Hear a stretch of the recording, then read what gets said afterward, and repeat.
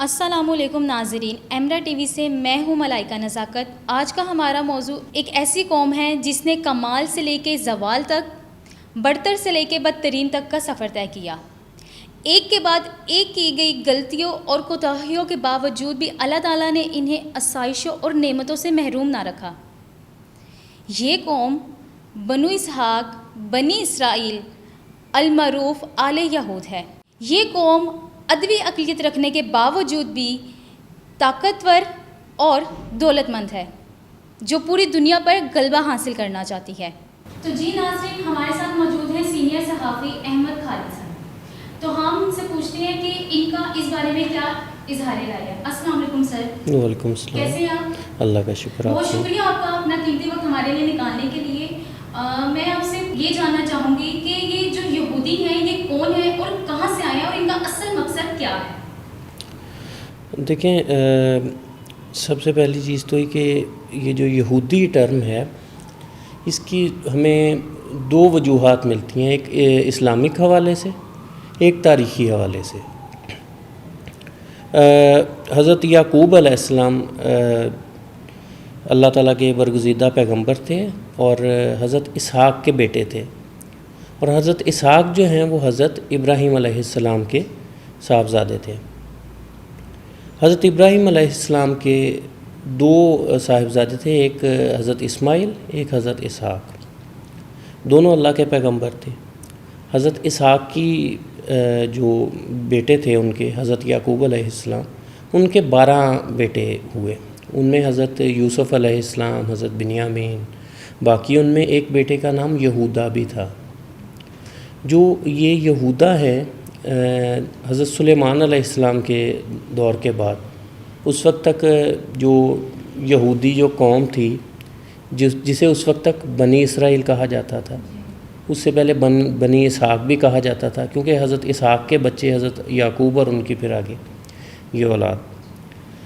اچھا، بنی اسحاق جب ہم ذکر کرتے ہیں اس میں ایک اور بھی یہاں پہ میں ایڈ کرتا جاؤں، وہ اس وقت ہم کرتے ہیں جب ہم نے تشخیص کرنی ہوتی ہے، ان میں سے ڈفرینسیشن کرنی ہوتی ہے، تخصیص کرنی ہوتی ہے عرب جو ہیں یعنی مسلمان جو ہیں ان میں اور یہودیوں میں، کیونکہ جو حضرت اسحاق ہیں ان کی اولاد میں سے جو آج کے دور کے جو یہودی ہیں وہ سارے آئے، اور ان کے اولاد میں سے بے تحاشا بے شمار پیغمبر آئے، جن میں سے 25 کا ذکر تو خود یہودی کے کتب میں ہے۔ اسلام میں بھی بہت سارے پیغمبروں کا ذکر ہے، حضرت سلیمان علیہ السلام، حضرت داؤد علیہ السلام، ان سے قبل حضرت موسیٰ علیہ السلام، حضرت ہارون علیہ السلام، بے تحاشا پیغمبر جو ہیں وہ یہ یہودی جنہیں آج ہم کہتے ہیں بنی اسرائیل، ان میں آئے۔ جو ہم یہودی یا یہودا جو ذکر ہم نے کیا ہے کہ حضرت یعقوب کی اولاد میں سے ایک یہودا تھے، تو جب حضرت موسیٰ علیہ السلام نے ہجرت کروائی ان قبیلوں کو اور یہ ساروں کو ساتھ لے کے چلے، تو حضرت سلیمان علیہ السلام کے دور میں یہ یہودی جو قبیلہ تھا یہ 2 حصوں میں تقسیم ہو گیا۔ کچھ لوگ عراق چلے گئے، انہوں نے وہاں جا کے ایک سلطنت قائم کی جسے سامری کہا جاتا ہے، اور دوسرا جو حصہ تھا جو فلسطین میں موجودہ دور کا فلسطین، اس میں موجود رہا، وہاں انہوں نے حکومت کی، وہ یہودا کی اولاد میں سے تھے، اس لیے وہ آل یہود کہلائے۔ سامری جو ہے وہ ان کو عراق کی جو قدیم اقوام تھی انہیں پامیری کہتے ہیں، انہوں نے حملہ کر کے ان کو ختم کر دیا، ان کی حکومت ختم کر دی، ان کی نسل ان میں مل گئی۔ تو اس لیے آج کے دور میں جو موجود یہودی ہیں یہ یہودا کی اولاد میں سے ہیں۔ تو اللہ تعالیٰ نے ان کی جتنی گناہ تھے، ان کی کوتاہیاں تھیں، اس کے باوجود بھی ان کے اوپر بہت سے انعامات فرمائے، ان کو آسائشیں دی، اس کے بعد بھی یہ ناشکری کرتے رہے۔ اور آج بھی جو یہودی ہیں، بنی اسرائیل ایک ملک ہے جو لوگوں پر ظلم کرتا ہے، اس حوالے سے آپ کیا کہنا چاہتے ہیں؟ 1917 میں ایک ڈیکلریشن یا اسے کہیں ایک دستاویز یا ایک معاہدہ یا ایک عہد نامہ سائن ہوا تھا، بالفور ڈیکلریشن۔ یہ برطانیہ کے ایک صاحب تھے، انہوں نے یہ یہودیوں کو ایک اپنی حکومت کے ساتھ مل کے ایک یقین دہانی کرائی تھی کہ ہم آپ کو آپ کی جو اصل سرزمین ہے، جو آپ کی پرومسنگ لینڈ ہے، پرومسنگ لینڈ اس لیے کہ وہ یہودیوں کا یہ ماننا ہے کہ حضرت موسیٰ علیہ السلام کے ساتھ جب ہماری قوم کو فلسطین بھیجا گیا تھا تو خدا نے ہم سے وعدہ کیا تھا کہ یہ سرزمین تمہاری ہے، ادھر تمہارا یہ راج ہوگا، ادھر تمہاری ہی حکومت ہوگی۔ تو وہ اس چیز کو مانتے ہیں کہ یہ جو سرزمین فلسطین جسے وہ اسرائیل کہتے ہیں کہ یہ ہمارا اصل میں گھر ہے، ہمارا وطن ہے۔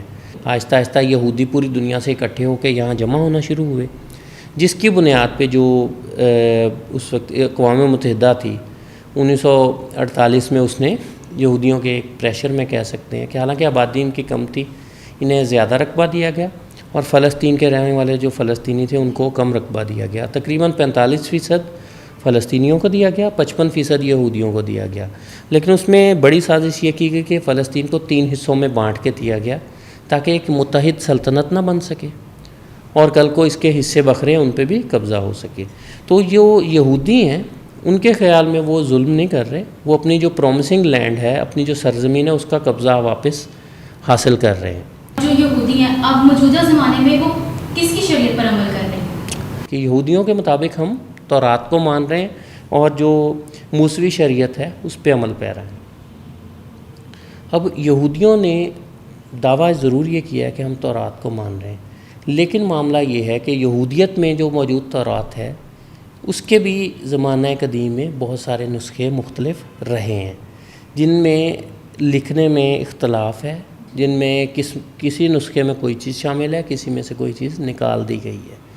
تو ان کے بھی مختلف نسخے موجود ہونا اس بات کی دلیل ہے کہ جو تورات ہے یہ خدا کی اتاری گئی کتاب نہیں ہے اس وقت، اور اس میں جو احکامات دیے گئے ہیں، جو شریعت جس کی بات یہودی کرتے ہیں کہ اس پہ ہم عمل پیرا ہیں، یہ وہ شریعت ہرگز نہیں ہے جو حضرت موسیٰ علیہ السلام چھوڑ کے گئے تھے۔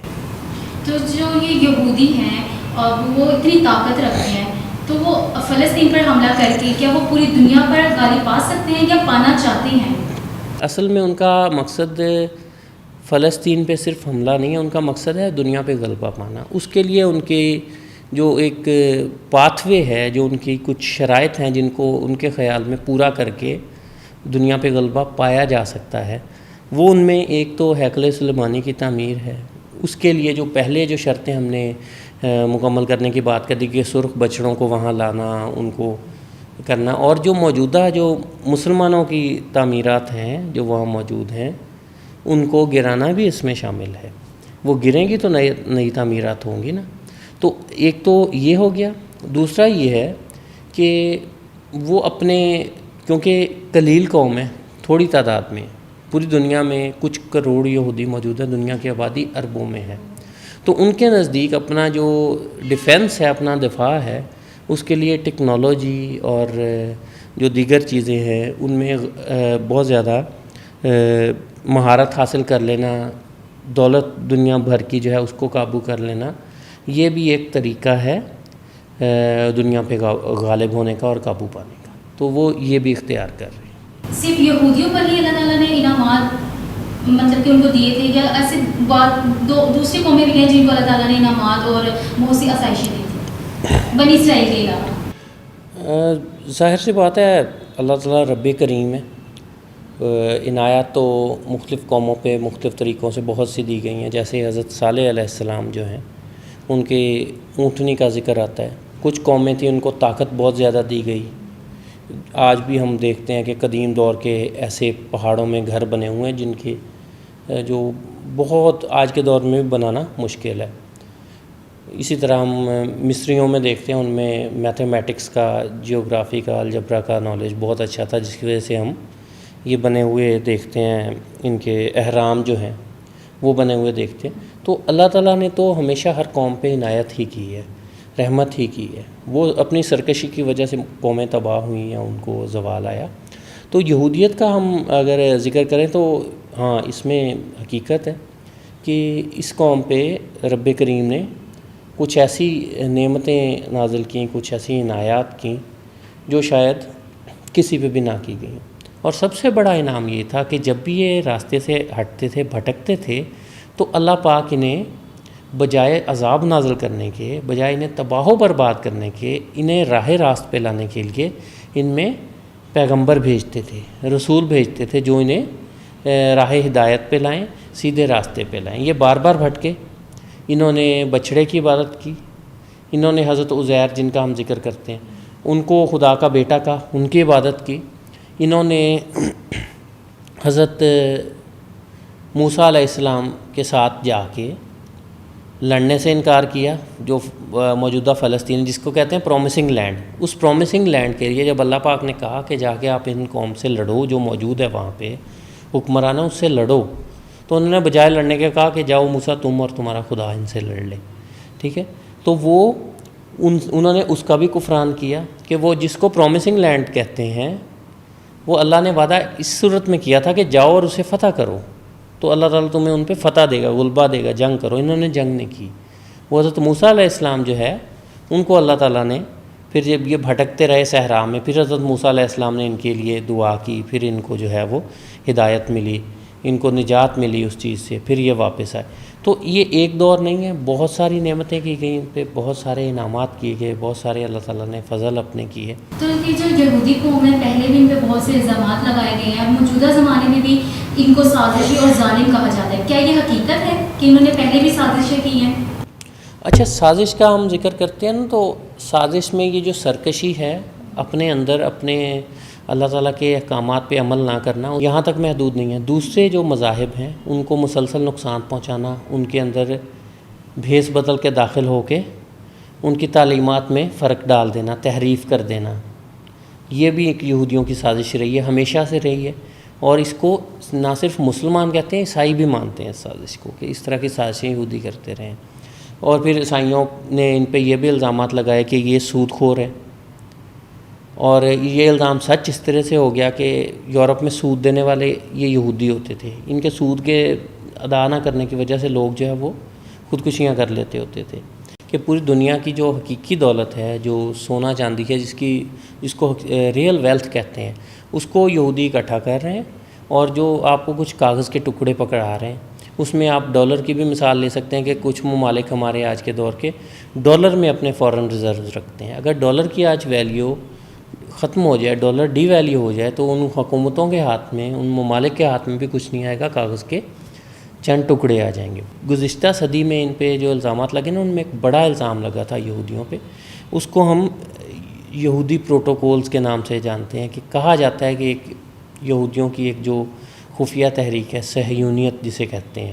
صہیونیت بیسکلی پہاڑ ہے سرزمین فلسطین میں، جہاں پہ یہ جو مقدس مقامات موجود ہیں. تو اس سے متاثر ہو کے یہودیوں نے ایک تحریک چلائی تھی صہیونیت کی، جو یہودیوں کو اپنا جو ری گین کرنے، اپنا مقام جو ہے وہ دوبارہ حاصل کرنے کی طرف راغب کرتی ہے.